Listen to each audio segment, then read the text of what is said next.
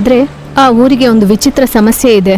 ಪ್ರತಿ ಹುಣ್ಣಿಮೆಗೆ ರಾತ್ರಿ ಆಗಿದ ತಕ್ಷಣ ಆ ಊರಲ್ಲಿ ಏನೋ ಒಂದು ವಿಚಿತ್ರವಾದ ಶಬ್ದ ಬರುತ್ತೆ. ಆ ಶಬ್ದಕ್ಕೆ ಊರಲ್ಲಿ ಎಲ್ರೂ ಅವ್ರಿಗೆ ಗೊತ್ತಿಲ್ದೇನೆ ಗಾಢ ನಿದ್ದೆಗೆ ಜಾರ್ಕೋತಾರೆ. ಎಲ್ಲಿಂದಲೋ ಯಾರೋ ಕರೆಯೋದು ಕೇಳಿಸುತ್ತೆ.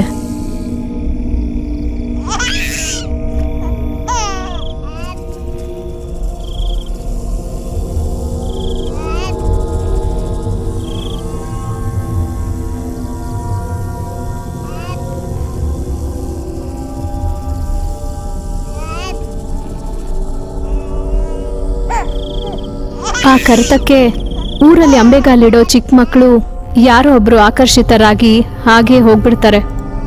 ಹಾಗೆ ಒಂದೊಂದು ಹುಣ್ಣಿಮೆಗೂ ಒಂದೊಂದು ಮಗು ಕಾಣಿಸ್ದೆ ಹೋಗ್ತಾ ಇರ್ತಾರೆ. ಪೂರ್ತಿ ಕತೆ ಲಿಂಕ್ ಕಾಮೆಂಟ್ ಅಲ್ಲಿದೆ. ಇನ್ನಷ್ಟು ವಿಡಿಯೋಸ್ಗೋಸ್ಕರ ಲೈಕ್ ಮಾಡಿ, ಸಬ್ಸ್ಕ್ರೈಬ್ ಮಾಡಿ.